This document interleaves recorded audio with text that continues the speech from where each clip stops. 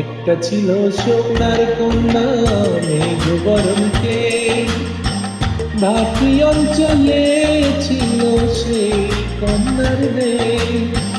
দু চোখে তারা হারে কি মায়া, নদীর জলে পড়ল কন্যার ছায়া। তাহার কথা বলি, তাহার কথা বলতে বলতে নাও দৌড়াইয়া চলি। তাহার কথা বলি, তাহার কথা বলতে বলতে নাও দৌড়াইয়া